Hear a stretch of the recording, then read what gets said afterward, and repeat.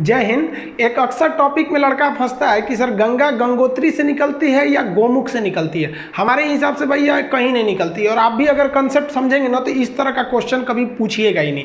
और एक और फंस जाता है, सबसे ऊंचा बांध टिहरी बांध है या फिर भाखड़ा नांगल है। दोनों अपने अपने जगह पे सही है, दोनों की कैटेगरी है। समझते हैं। देखिए उत्तराखंड जो है ये उत्तर प्रदेश से टूट के सन 2000 में अलग हुआ था। उत्तराखंड को बेसिकली दो भागों में बांट सकते हैं। इसका पूर्वी भाग थोड़ा सा छोटा है जिसे कुमायूं कहते हैं, और इस साइड का भाग थोड़ा बड़ा है, गढ़वाल कहते हैं। गढ़वाल जो एरिया है यहाँ बहुत से बड़े बड़े हिमानी का मतलब होता है ग्लेशियर, जहाँ पे बर्फ के पहाड़ होते हैं उसे ग्लेशियर कहते हैं। वहाँ से कई नदियों का उद्गम होता है। अब इन ग्लेशियर यानी पहाड़ों के ऊपर से बर्फ कहाँ जाता है, तो जैसे जैसे ऊंचाई बढ़ती है प्रत्येक 165 मीटर ऊंचा जाने पर 1 डिग्री टेम्परेचर में कमी आने लगती है। ये कमी क्यों आती है ये एक अलग टॉपिक है। बस इतना समझिए कि जब आप जमीन पे रहते हैं तो आपको कई जगह से उष्मा मिलती है। सीधे सूरज से मिलता है, इधर का दीवाल गर्म, इधर का दीवाल गर्म, हवाएं गर्म, नीचे का जमीन गर्म, तो कई ओर से हवा गर्मी आते रहता है, तो आपका टेम्परेचर ज़्यादा रहता है। जैसे जैसे आप ऊपर जाते हैं तो जो नीचे की अगल बगल का वातावरण था वो तो छूट गया,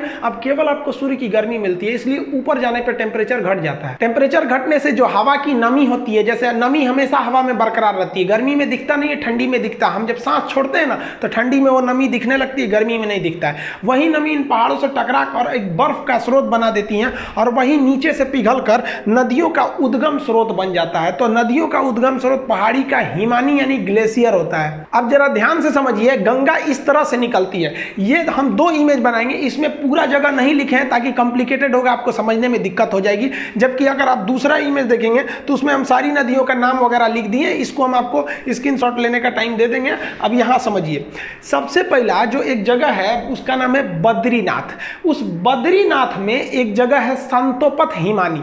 बद्रीनाथ के संतोपत हिमानी से एक नदी निकलती है जिसका नाम है धौली गंगा, विष्णु गंगा, और एक साइड से आती है धौली गंगा। तो धौली गंगा और विष्णु गंगा 2 नदियां हैं। ये 2 नदियां आपस में आके मिल जाती है विष्णु प्रयाग में। प्रयाग का मतलब होता है मिलन स्थल। तो विष्णु गंगा और धौली गंगा आके मिलती है विष्णु प्रयाग में, और यहाँ इनकी गहराइयाँ बराबर हो जाती हैं लगभग। जब 2 नदियों के मिलने के वक्त में गहराई बराबर हो जाए तो उन नदियों का नाम चेंज कर दिया जाता है। यदि एक की गहराई ज़्यादा दूसरी की गहराई कम तो नदी गहरी वाली नदी के नाम से ही नदी आगे बढ़ेगी। तो यहाँ लगभग गहराई बराबर हो जाती है विष्णु प्रयाग में, तो नाम बदलकर इस रेड वाली नदी का नाम रख दिया जाता है अलकनंदा नदी। यहाँ से यहाँ तक ये रेड वाली नदी है अलकनंदा नदी। अब इसको ओवरव्यू में समझिए। अलकनंदा आगे बढ़ती है, आगे जाकर एक नदी आके मिलती है जिसका नाम है नंदाकिनी नदी।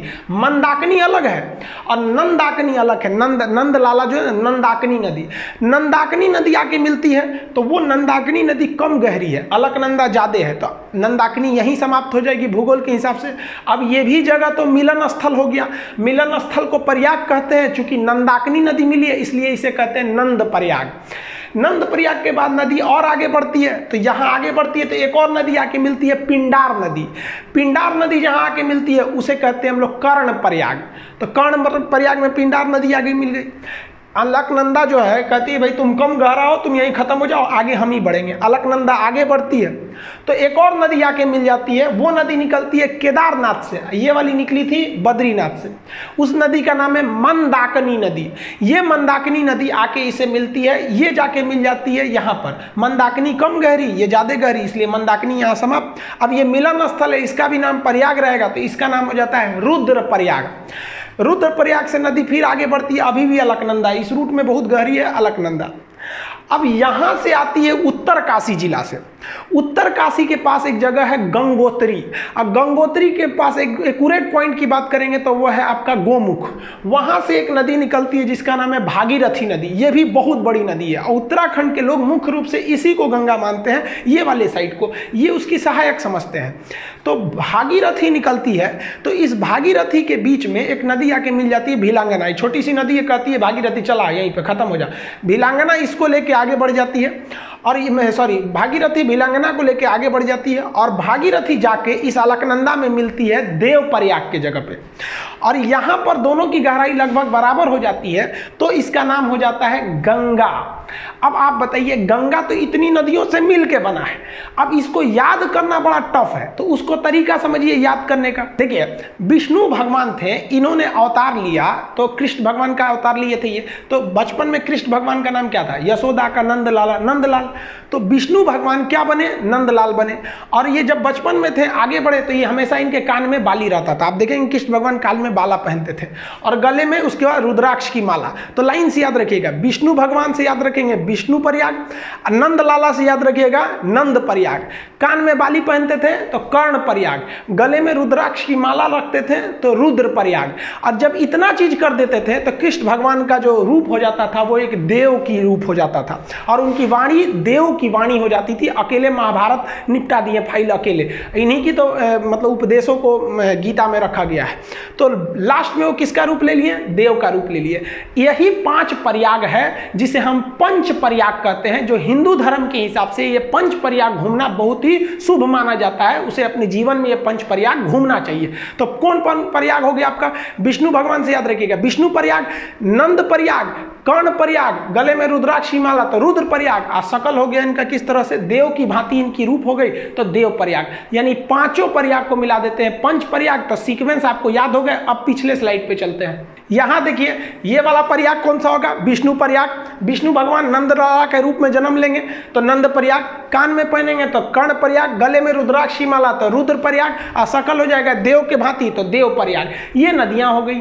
अब आप बताइए, देव प्रयाग के आगे गंगा बनती है।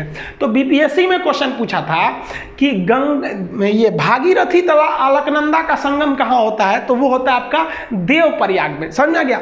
अब इसको एक बार दोबारा समझते हैं। संतोपत है, हिमानी है बहुत बड़ा, वहां से निकलती है धौली गंगा, विष्णु गंगा। कहां मिलेगी? विष्णु प्रयाग में। नदी का नाम हो जाएगा अलकनंदा। अगली नदी नंद प्रयाग, नदी का नाम रहेगा नंदाकनी और जगह का नाम हो जाएगा नंद प्रयाग। इसे भी अलकनंदा लेके आगे बढ़ेगी और अलकनंदा में आगे जाके मिलेगी पिंडार नदी। अब की जगह कौन हो जाएगा? कर्ण प्रयाग।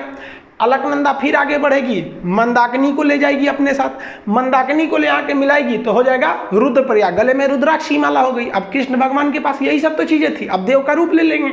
यहाँ पे भागीरथी आएगी अपने साथ भिलांगना को मिलाते हुए और मिल जाएगी देव प्रयाग में, और यहाँ से बन जाएगी गंगा।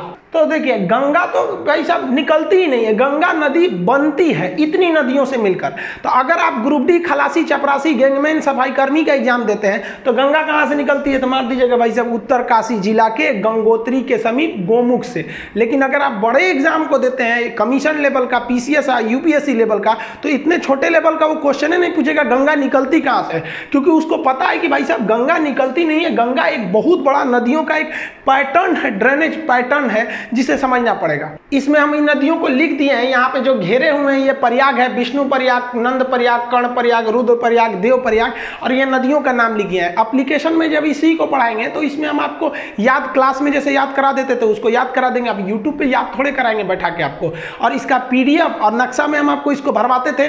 याद करिए, जब उत्तराखंड का नक्शा मतलब मैप के क्लास में पढ़ाते थे तो ये तो पूरा चीज आपको बता देते थे। अब इसमें 2-3 चीजें अलग से आप जान लीजिए। भिलांगना नदी जैसे आके भागीरथी से मिलती है तो इसके संगम के समीप ही बनाया गया है टिहरी बांध।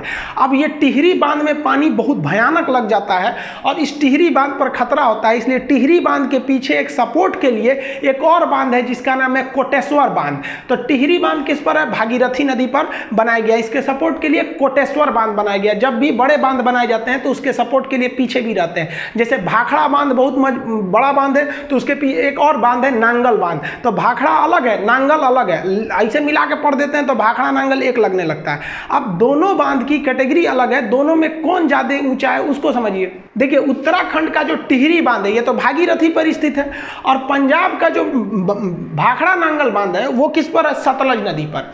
अब दोनों बांध की कैटेगरी अलग अलग है। ये बांध 260 मीटर है ऊंचा, कहीं कहीं आपको 255 देगा, तो 260 मीटर ऊंचा है, तो ये जेन्युइन है, ऊंचा है। ये वाला बांध जो है वो तो थोड़ा कम ऊंचा है, 225 मीटर ही ऊंचा है, लेकिन दोनों बांध की कैटेगरी अलग अलग है। जैसे कोई लड़का है 6 फीट का और कोई लड़की है 5 फीट की, आपसे पूछा जाए सबसे ऊंची लड़की कौन है, तो इसको थोड़ा कहिएगा कि 6 फीट का, भाई साहब तो कैटेगरी अलग होगा, लड़की में तो 5 फीट को रखना पड़ेगा।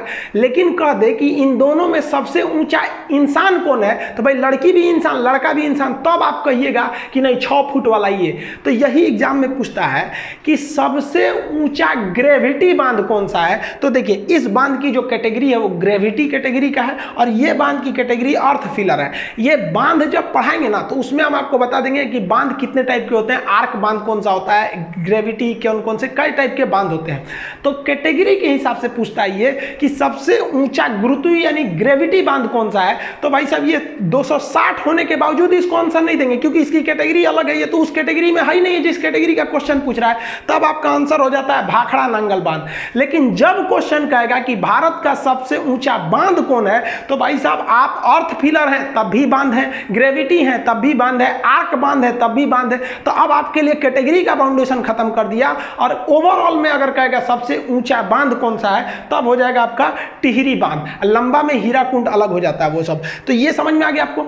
देखिए उत्तराखंड के लोग गंगा को मुख्य रूप से भागीरथी को गंगा कहते हैं और बंगाल के लोग भी गंगा को गंगा न कह के भागीरथी कहते हैं।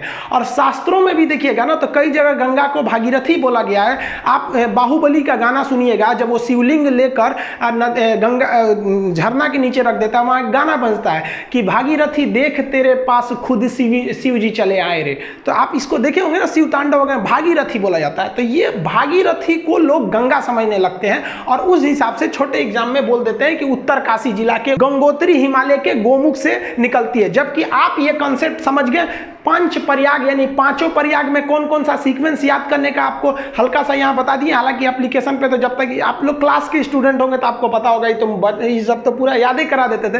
कैसे याद रखेंगे प्रयाग का जगह, तो ऊपर सबसे पहले होगा आपका विष्णु प्रयाग, विष्णु प्रयाग के बाद नंद प्रयाग, कर्ण प्रयाग, रुद्र प्रयाग और कृष्ण भगवान का रूप देव की तरह हो जाएगा तो देव प्रयाग। गंगा कहाँ बन गई, देव प्रयाग में बन गई। गंगा नदी जो पहाड़ी एरिया से निकलती है तो यहाँ वाले एरिया में ना जो गंगा नदी, यहाँ मानव बस्तियां बहुत कम है, क्योंकि पहाड़ी एरिया है तो प्रदूषण बहुत कम है। और इस गंगा में ना एक बैक्टीरियोफेज पाया जाता है।